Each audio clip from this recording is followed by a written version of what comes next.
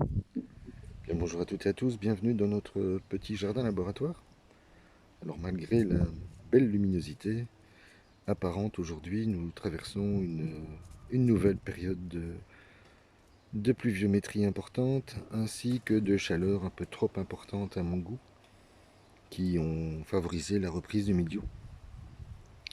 Voilà, c'est ainsi, je pense que puisque la saison est avancée maintenant, je vais arrêter de lutter avec le mildiou et laisser les plantes vivre leur propre existence. Euh, à l'avenir, voilà, je pense que je vais changer de méthode à l'avenir pour m'en prémunir. Alors, bien comme vous le voyez, hein, ce petit jardin vient d'être arrosé par les intempéries.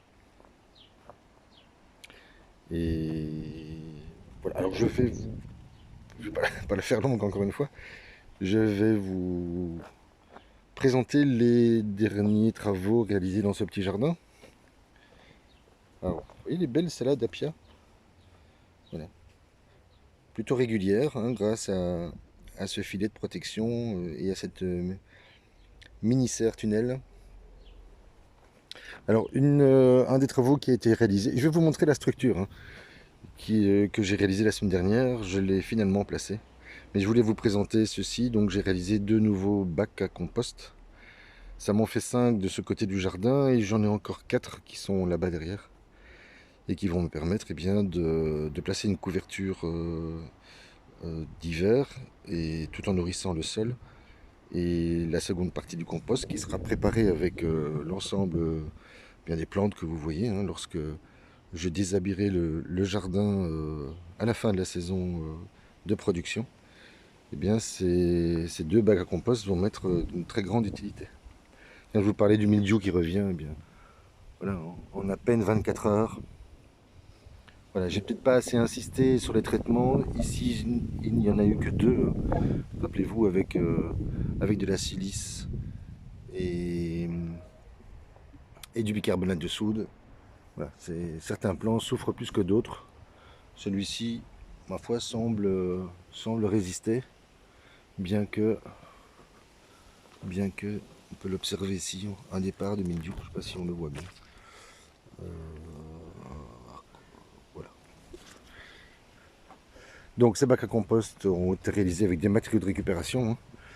Ça, ce sont des planches de grandes palettes que j'ai démontées et découpées. Tous les matériaux que vous voyez ici ont été rassemblés dans le cours de l'année, hein, lors de mes pérégrinations.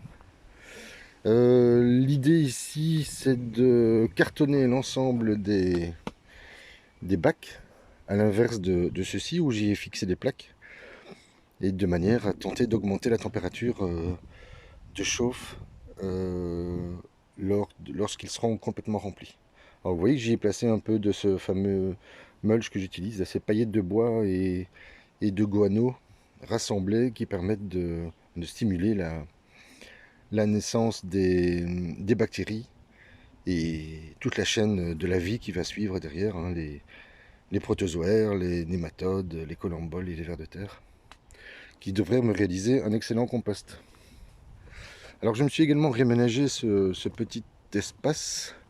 Tiens, j'ai fixé une grande rouelle que j'avais découvert également près d'une poubelle pour pouvoir voilà, y placer la rallonge du tuyau qui me sert principalement à activer mes composts.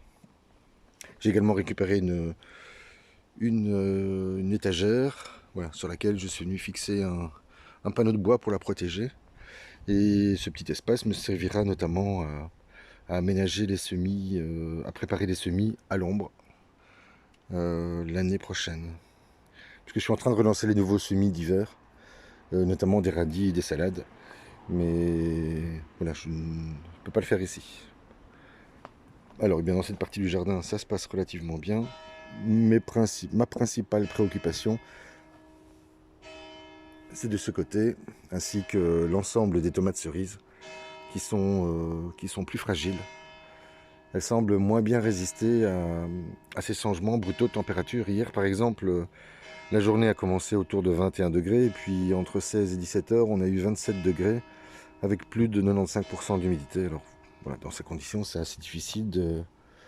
Voilà, la floraison ne s'effectue pas, les bouquets tombent, et la production de tomates, dans ce cas, est presque impossible à obtenir.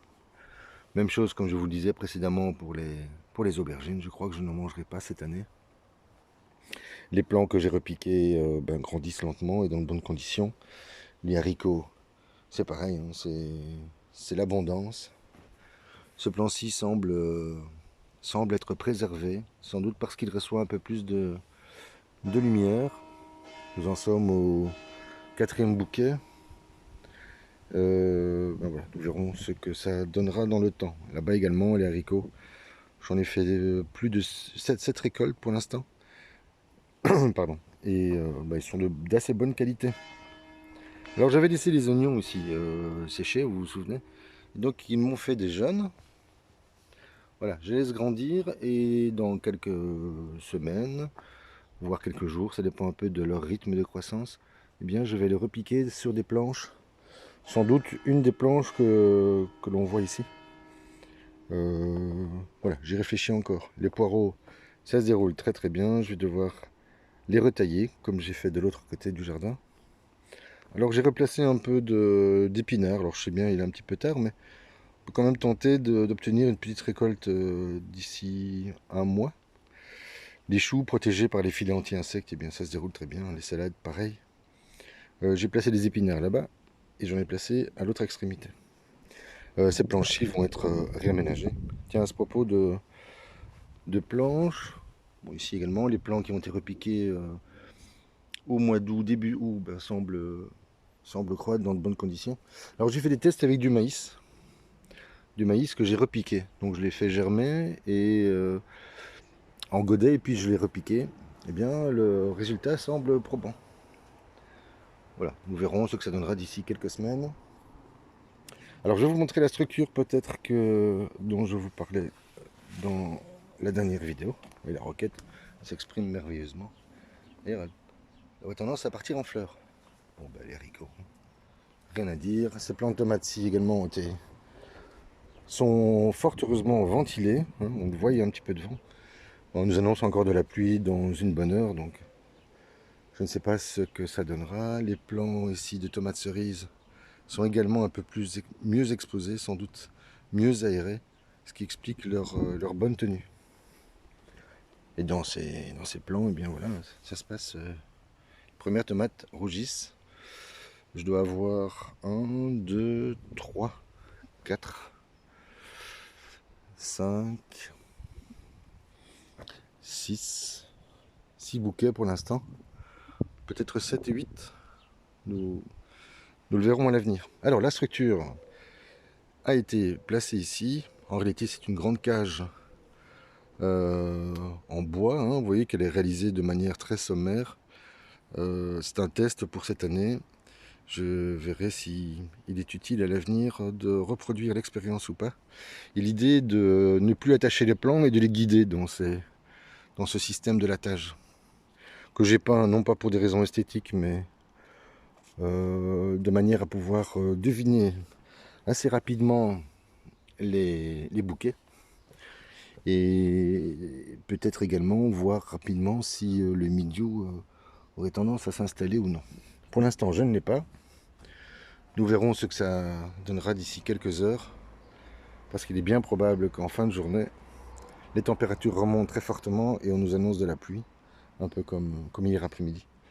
Et dans ce cas, eh bien, je pense que je ne les traiterai plus de toute façon. Comme je vous le disais, la période est fortement avancée. Et je crois que c'est devenu inutile de se battre avec le mildiou. De belles salades, hein, sont magnifiques. Alors, je vous en parle pas souvent. Ici, c'est également un test. Et des salades multiples, des salades d'hiver, avec les basiliques. Hein. Ils me servent aussi d'indicateur. C'est eux les premiers qui m'ont expliqué que le mildiou allait apparaître. Et voilà, coqueret du Pérou également, c'est un peu loin, un peu trop tard pour lui dans la saison. Et là, j'ai une jolie ciboulette. Voilà, j'ai les courgettes, pardon, ça se passe très bien. Et vous voyez que les poireaux, j'ai renettoyé la planche et je les ai recoupés une deuxième fois, de manière à les obliger à forcir leur système racinaire.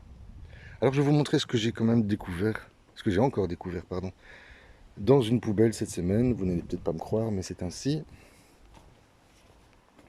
Vous voyez que la planche fleurie finalement, hein, qui ne nécessite pas trop de travail, ça fonctionne relativement bien.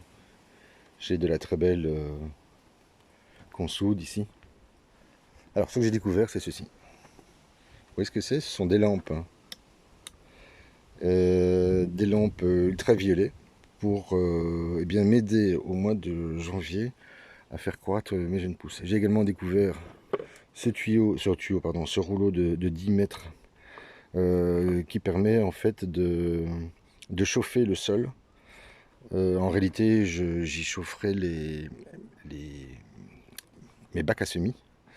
Et ben voilà, nous tenterons l'expérience cette année. Donc je vais devoir m'installer un système portatif et que je puisse le déplacer à loisir en fonction de l'emplacement dans la serre auquel je les destine.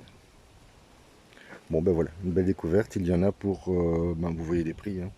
J'ai 4 lampes comme celle-là, plus ceci qui fait également une cinquantaine d'euros, un peu moins, voilà.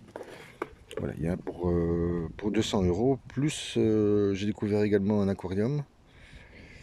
Et quoi d'autre encore? Oui, des roues de brouette neuves,